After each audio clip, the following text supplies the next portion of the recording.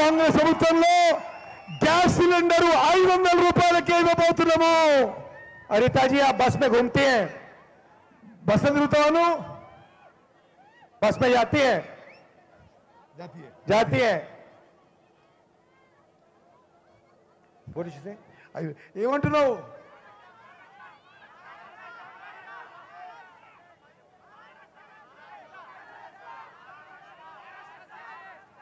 अच्छा तो बस में आप जाती है ना, ठीक है। इसके बाद जब हमारी सरकार आएगी, जब आप बस में जाएंगी, आपको टिकट खरीदने की कोई जरूरत नहीं होगी, आप फ्री में घूमेंगी। రాబోయే కాంగ్రెస్ ప్రభుత్వంలో మహిళలందరికీ ఆర్టీసీ బస్సుల్లో ప్రయాణం ఫ్రీగా ఉచితంగా జరగబోతుందని చెప్పి చేస్తున్నాను। और किसानों से मैं कहना चाहता हूं, రైతు भरोसा स्कीम 15,000 रुपए प्रति एकड़ किसानों को, 12,000 रुपए प्रति एकड़ मजदूरों को। రైతులకి రైతు భరోసా కింద ప్రతి సంవత్సరం ప్రతి ఎకరానికి 15,000 రూపాయలు ఇవ్వబోతున్నాము। రైతు కూలీలకి ప్రతి సంవత్సరము 12,000 రూపాయలు ఇవ్వబోతున్నాము। आप यहां टर्मरिक उगाते हो, ఇక్కడ పసుపు పెద్ద ఎత్తున గ్రో చేస్తారు। मैं जानता हूं कि 5 साल पहले प्रधानमंत्री ने आपसे झूठा वायदा किया था। బీజేపీ పెద్దలు ప్రధానమంత్రితో సహా పసుపు రైతులకి 5 ఏళ్ల క్రితం వాగ్దానాలు ఇచ్చి అమలు చేయలేని మాట మీకు అందరికీ తెలుసు। हिंदुस्तान के प्रधानमंत्री के शब्दों में कोई वजन नहीं रहा। భారతదేశ ప్రధానమంత్రికి ఆయన చెప్పే మాటలకు విలువ లేదు। जो वायदा 5 साल पहले किया था, सुना है 10 दिन पहले फिर से किया। 5 ఏళ్ల క్రితం బీజేపీ పెద్దలు ప్రధానమంత్రితో సహా ఏదైతే వాగ్దానం ఇచ్చిండో 4.5 ఏళ్ళు చేయక మళ్ళీ 10 రోజుల క్రితం టర్మరిక్ బోర్డు గురించి మాట్లాడిండు। छत्तीसगढ़ में हमने छत्तीसगढ़ के किसानों से वायदा किया था कि धान के लिए उनको 2,500 रुपए प्रति क्विंटल मिलेगा। ఛత్తీస్గఢ్ లో వరి ధాన్యానికి రైతులకి మాట ఇచ్చినాం 2,500 రూపాయలు క్వింటాల్ కొనుగోలు చేస్తామని। आज छत्तीसगढ़ के किसानों को धान के लिए हिंदुस्तान में सबसे ज्यादा पैसा मिलता है। ఈరోజు ఛత్తీస్గఢ్ లో కాంగ్రెస్ ప్రభుత్వంలో వరి ధాన్యానికి భారతదేశంలో ఎక్కువ ధర ఛత్తీస్గఢ్ లో వస్తుంది। पूरा का पूरा जो पैसा हम किसान को देते हैं वो गांव में सीधा जाता है। మేము రైతులకు ఏదైతే పైసలు ఇస్తామో నేరుగా రైతుల ఖాతాలకు పోతుంది మనం చేస్తున్నాను। और गांव की अर्थव्यवस्था बढ़ती है। గ్రామీణ ప్రాంతంలో ఊర్లలో ఆర్థిక వ్యవస్థ బలపడుతుందని చెప్పి నేను మనం చేస్తున్నాను। जितना पैसा किसान को दिया जाता है उतना फायदा देश को होता है। రైతులకి ఎన్ని పైసలు ఇస్తే భారతదేశం ఇంకా బలపడుతుందని చెప్పి మా నమ్మకం। इसीलिए हम टर्मरिक के किसानों को 12,000 और 15,000 रुपए के बीच में हर क्विंटल के लिए देंगे।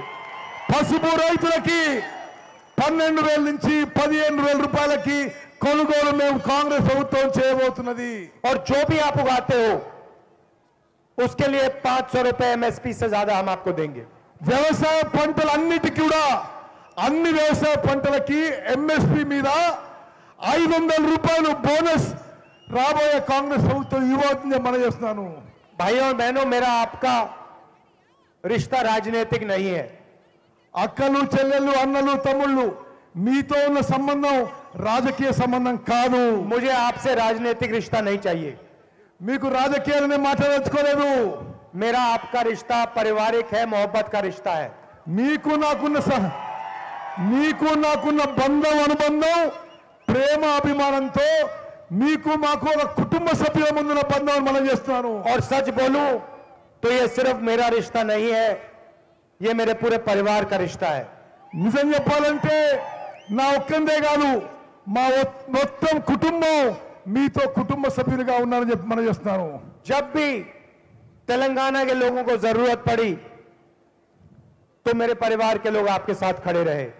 తెలంగాణ ప్రజలకి ఎప్పుడు అవసరం వచ్చినా నా కుటుంబ సభ్యులు మీ వెంబడి నిలబడరని చెప్పి నేను మనం చేస్తున్నాను। इंदिरा अम्मा ने आपकी जमीन की लड़ाई आपके लिए लड़ी। ఇందిరమ్మ మీ భూముల కోసం మీ పక్షాన కొట్లాడిన విషయం గుర్తు చేస్తున్నా. और सोनिया गांधी जी ने आपके लिए तेलंगाना की लड़ाई लड़ी. సోనియా గాంధీ గారు మీకోసం తెలంగాణ రాష్ట్రం ఏర్పాటు చేసిండ్రు. तो जब भी आपको जरूरत पड़ी मेरे परिवार के लोग आपके साथ खड़े थे. మీకు ఎప్పుడు అవసరం ఉన్నా ఏ ఇబ్బందులున్నా నేను నా కుటుంబ సభ్యులు మీ వెంబడి నిలబడ్డము. मगर कोई भी रिश्ता एक तरफी नहीं हो सकता. కానీ ఏది కూడా ఏ బంధం అనుబంధం కూడా ఒక సైడ్ నుంచి ఉండదు. जब भी हमारे परिवार को जरूरत पड़ी तो तेलंगाना के सब लोग हमारे साथ खड़े रहे. మా కుటుంబానికి ఎప్పుడు అవసరం వచ్చినా తెలంగాణ ప్రజలు మా కుటుంబంతో నిలబడ్డని చెప్పి మనం इंदिरा गांधी जी का आपने पूरा दिल लगाकर समर्थन किया. ఇందిరాగాంధీ గారికి మీరు మనస్ఫూర్తిగా మద్దతు పలికారు. सोनिया गांधी जी और आपके बीच में बहुत गहरा रिश्ता है. సోనియా గాంధీ గారికి మీ అందరికీ అత్యంత మంచి సంబంధం అనుబంధం ఆప్యాయత అభిమానం ఉండిందని చెప్పి మనం तो ये చెప్తున్నాం. रिश्ता सिर्फ मेरा नहीं है, परिवार का रिश्ता है. ఈ బంధం ఈ సంబంధం నాదే కాదు మా కుటుంబం మొత్తం అని చెప్పి నేను మనం చేస్తున్నాను. चुनाव यहां कांग्रेस पार्टी और बीआरएस के बीच में हो रहा है. ఇక్కడ ఎలక్షన్లు కాంగ్రెస్ కి బీఆర్ఎస్ మధ్యలో అవుతున్నాయి. पहले बीजेपी के लोग यहां छाती फैला के घूम रहे थे. గత కాలం క్రితం బీజేపీ వాళ్ళు పెద్ద హీరోలుగా ఈడ తిరుగుతున్న వాళ్ళు, जैसे वो बॉलीवुड वाले हीरो होते हैं. బాలీవుడ్ హీరోలాగా उनको पता भी नहीं लगा, उनके गाड़ी के चारों पहिए उतर गए. వాళ్ళకి తెలియకుండానే వాళ్ళ పయ్యలో గాలి పోయింది, వాళ్ళు ఖతం అయిపోయినరు. आज उनके नेताओं की लाइन लगी हुई है, कांग्रेस पार्टी में आना चाहते हैं. కాంగ్రెస్ పార్టీలోకి రావడానికి బీజేపీ వాళ్ళు లైన్ కడుతున్నారు, క్యూ కడుతున్నారు. हमें नहीं चाहिए. అవసరం లేదు మాకు. भाइयों और बहनों, बीजेपी, बीआरएस और एमआईएम एक है. బీజేపీ బీఆర్ఎస్ ఎంఐఎం ఒకటే అని చెప్పి మీరు గుర్తుపెట్టుకోవాలి. बीजेपी बीआरएस की यहां मदद कर रही है और बीआरएस बीजेपी की वहां मदद कर रही है.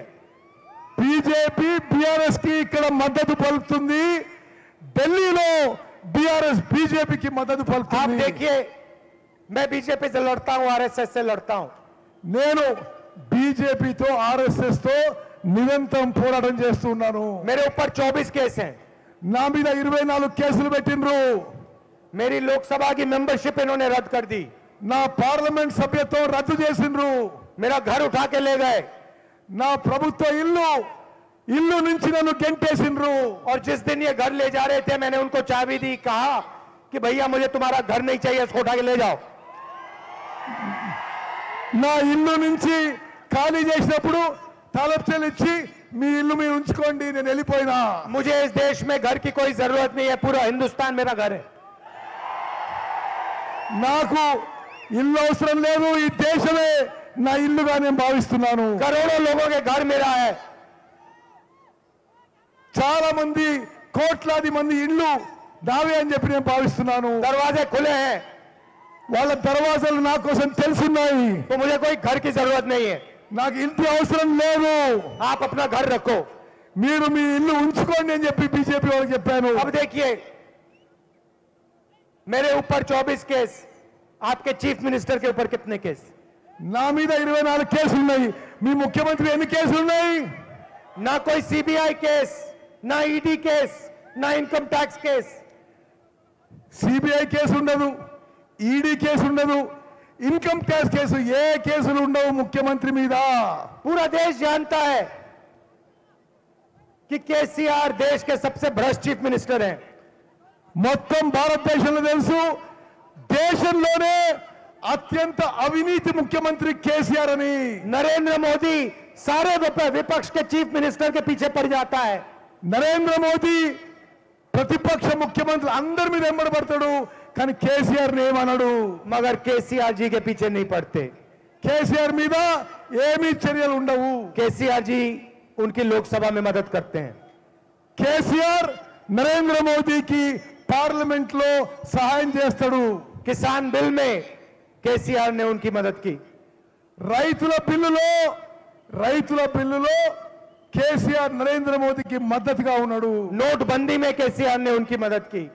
నోట్ల రద్దు కార్యక్రమంలో కేసీఆర్ నరేంద్ర మోదీకి మద్దతు जीएसटी में उन्होंने मदद की జీఎస్టీ విషయంలో కేసీఆర్ నరేంద్ర మోదీకి మద్దతు और ఇచ్చారు. यहां पे पूरी की पूरी बीजेपी बीआरएस की मदद कर रही है. ఇక్కడ బీజేపీ బీఆర్ఎస్ కి సహాయంగా ఉంటుంది. दूसरी तरफ एमआईएम వేరే తరఫున ఎంఐఎం చూడండి. कांग्रेस पार्टी जहां भी बीजेपी से लड़ती है, राजस्थान, महाराष्ट्र, असम, కాంగ్రెస్ పార్టీ ఏ రాష్ట్రాల్లో అయితే బీజేపీతో కొట్లాడుతుందో మహారాష్ట్ర, రాజస్థాన్, అస్సాం, जहां एमआईएम की कोई पकड़ नहीं है, వాళ్ళకి ఎక్కడా లోకల్ బేస్ లేకున్నా वहां पे कांग्रेस पार्टी को हराने के लिए एमआईएम के लोग खड़े हो जाते हैं.